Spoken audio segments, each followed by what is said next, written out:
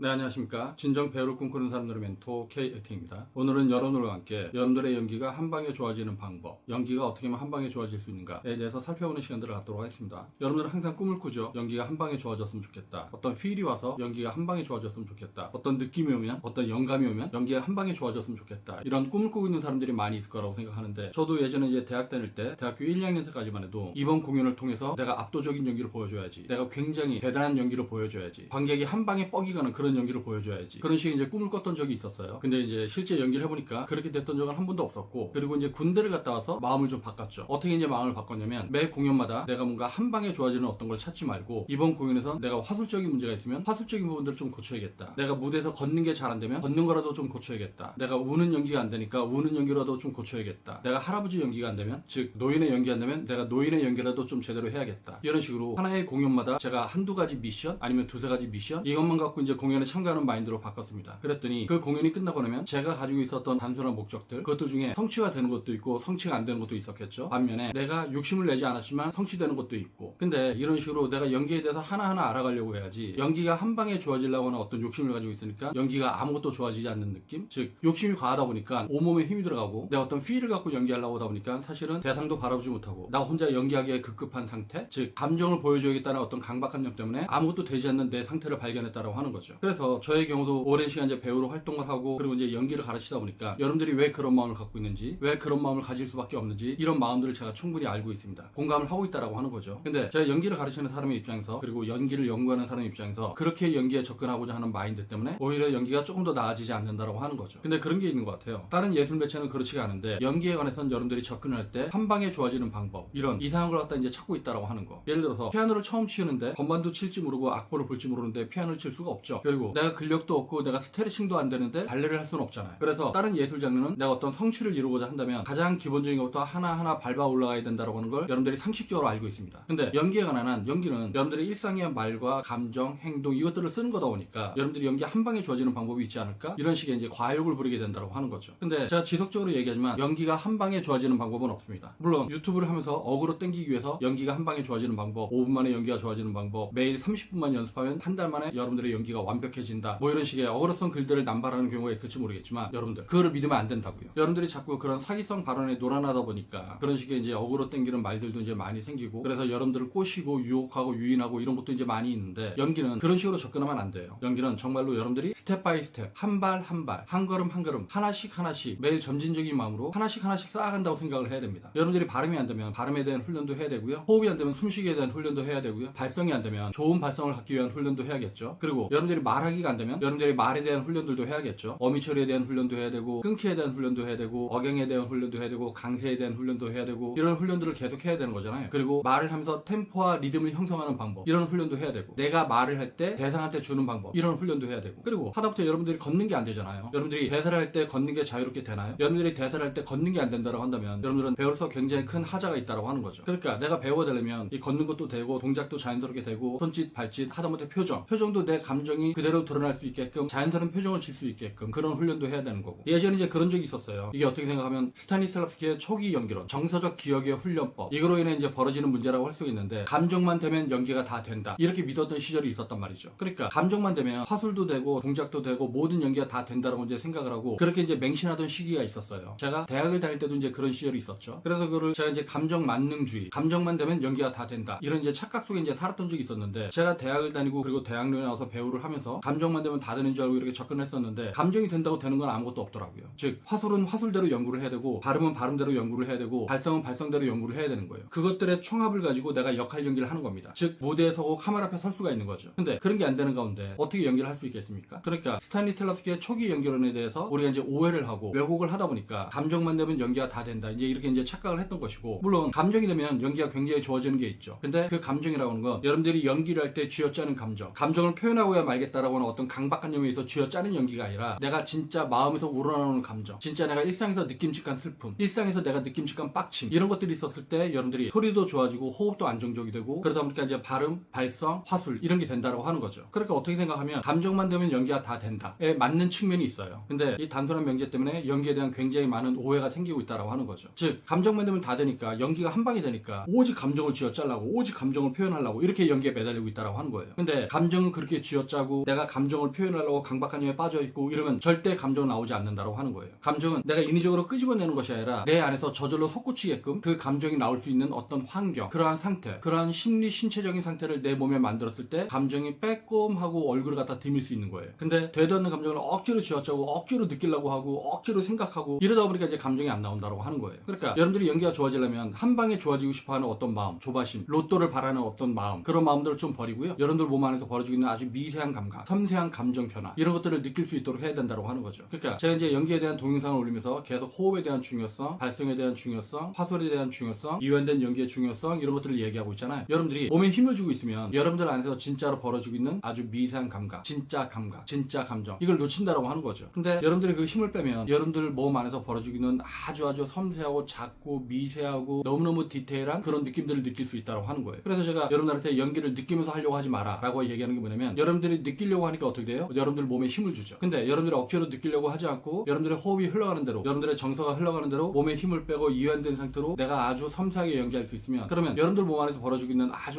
작은 차이들, 미세한 차이들, 그런 감정들 이걸 느낄 수 있다고 하는 거예요. 그러니까 그러한 아주 작은 것들이 쌓여가서 큰 것이 되는 거지 애초에 큰 거 한 방 빵 이런 건 없다라고 하는 겁니다. 근데 제가 이렇게 이제 동영상을 통해서 이렇게 이제 진솔한 얘기를 해도 이 말들을 믿는 친구들이 얼마나 있을지 모르겠지만 그런 친구들은 배우가 되기 어렵다라고 하는 겁니다. 그러니까 여러분들이 정말로 좋은 배우가 되고자 한다면 제가 이렇게 가슴에 충정에서 우러나오는 말들, 제가 평생을 연구하면서 얻어낸 어떤 단순한 진리들 이런 것들을 여러분들이 수용하려고 해야 되는데 요즘은 이런 단순한 진리의 중요성을 인정하는 친구들이 그렇게 많지 않다라고 하는 거죠. 그래서 제가 이제 이런 동영상을 계속 찍고 있는 이유는 뭐냐면 어딘가는 누군가는 진짜 배우가 되고 싶은데 방법을 몰라서 헤매고 있는 친구들이 있을까봐 이렇게 이제 동영상을 찍고 있는 거고요. 그리고 이러한 동영상이 그런 간절한 꿈을 갖고 있는 친구들에게 유튜브를 통해서 알고리즘을 통해서 연결되길 바라고요. 네, 오늘 동영상은 여기서 마치도록 하겠습니다.